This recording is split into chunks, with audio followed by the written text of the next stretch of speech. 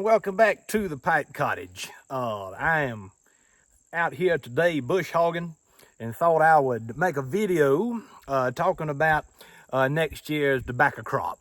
I wasn't able to get a tobacco crop in the ground this year. First reason is our third child was born on May 1st, so there wasn't really a whole lot of time to deal with that. And second thing is I really didn't have the equipment necessary to prep ground to grow row crops. But now I do. And so I just finished bush hogging a little 1 acre patch of ground directly behind me here. And it had grown up some over the summer. It had grown up a lot over the summer, actually. And this is actually a little cove down in here where behind the camera is where I'd like to build a small cabin. And maybe one day I'll show you more of this part of the property. But behind me, everything you see is a part of our farm. We have probably 75 acres behind us here. And then another 100 acres or so going this way. And we've got another piece of property at it just up the road a little bit. In total, there's about 220 acres here. And so I have decided on this small 1 acre patch to try and plant tobacco next year. Because you don't want to grow tobacco next to vegetable gardens. There's some chemistry going on there that can really wreak havoc on a vegetable garden. So what I want to do here behind me is maybe cut out a 20 by 40 patch of land. Right down here is a creek. There's a half a mile of creek runs through this bottom. There's about 20 acres of open land in this bottom in different patches.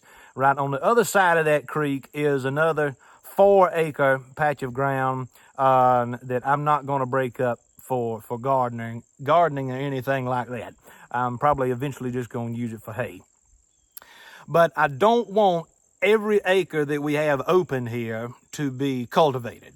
One of the wisdoms a part of the wisdom of Jeffersonian agrarianism, Thomas Jefferson's idea of farming, is that you don't farm from fence post to fence post. You farm in a patch here, you cultivate a patch there. That way you're able to control erosion a lot better, and you're not, diversity of ecology is really what it's all about. And the ecological diversity is what a farm of this size, or any farm really, has to pay attention to. I learned from Joel Salatin years ago.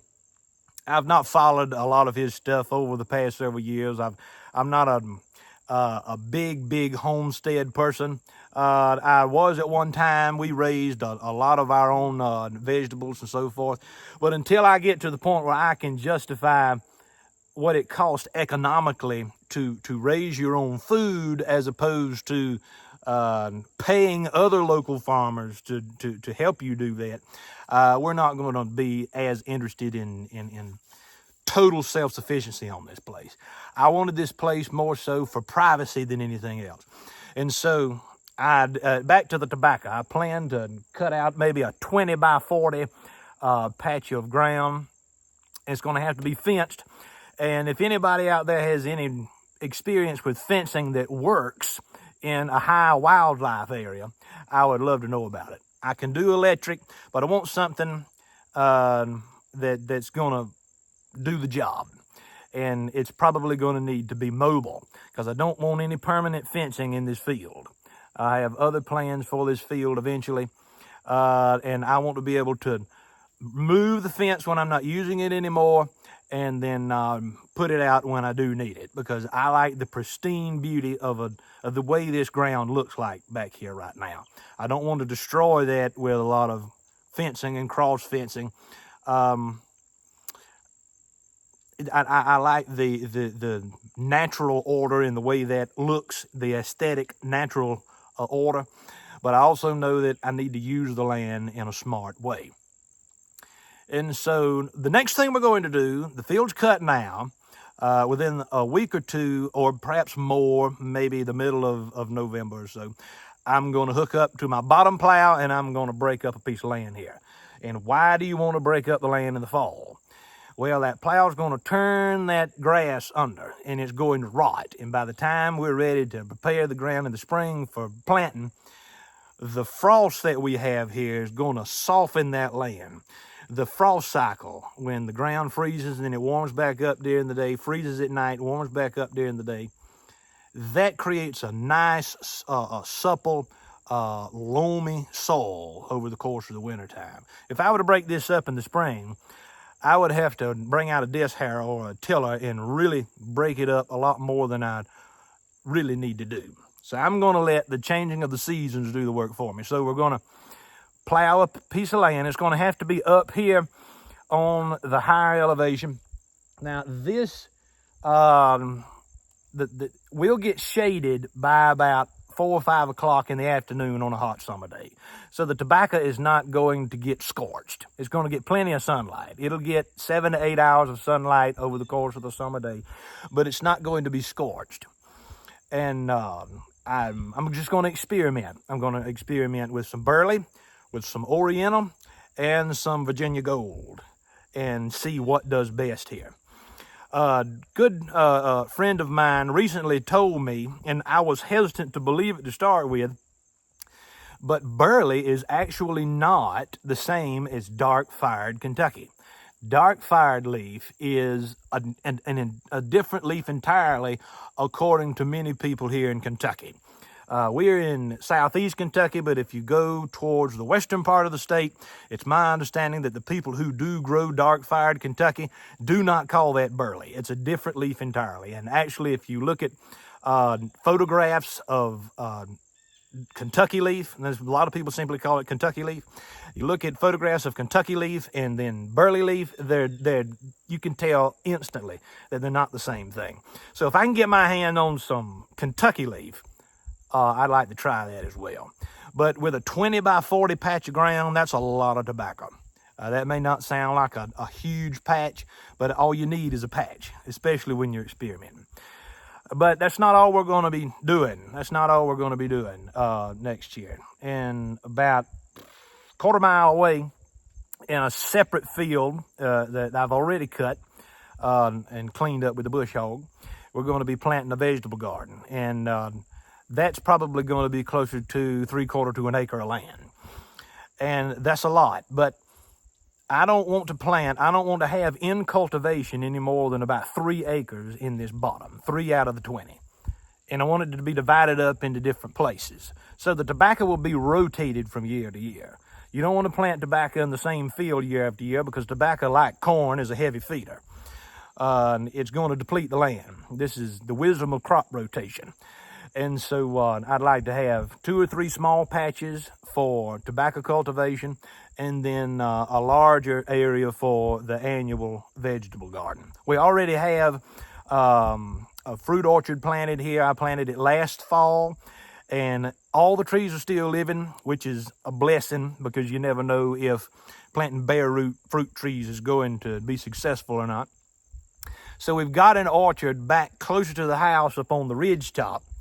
You don't want to plant fruit down here in this bottom because early frost will kill the blooms very easily.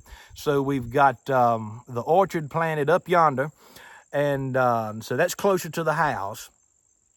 But it's just a beautiful day here in southeast Kentucky. I wanted to make a small video and just share with you the beginning process of this 2024 tobacco crop planting. And I don't know if it's going to succeed or not. It may be a complete failure, but I'm going to try it. If any of y'all have experimented with tobacco cultivation in your home garden, or if you've been a tobacco farmer, a commercial tobacco farmer, I'd love to hear your thoughts and your suggestions and recommendations for how to properly go about planting tobacco and cultivating it and prepping the ground. I'm not interested in no-till stuff. And there was a time when I was seriously interested in no-till farming, but not anymore. And I believe that it's very necessary to cultivate the ground, but also have a cover crop on that ground when you're not actually using it for crop production. So we're trying to have wisdom about this, and follow Joel Salatin's advice that a man should watch a piece of property for at least a year before he cultivates anything on it. Just watch the property for at least 1 year to see how it changes with the seasons. And so we've done that now. And I know where I don't want to plant stuff because last year we had a lot of rain. We haven't had nearly as much rain this year as we did last year.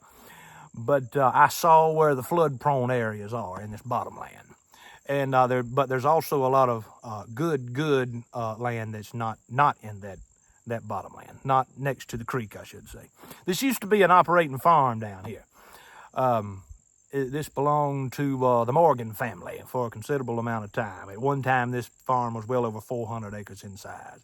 But one day I'll go and show you the old home site down here where the old family house used to be a barn. And I've got some photographs of the house that the family gave me after we bought the place that shows what this land looked like 40 and 50 years ago.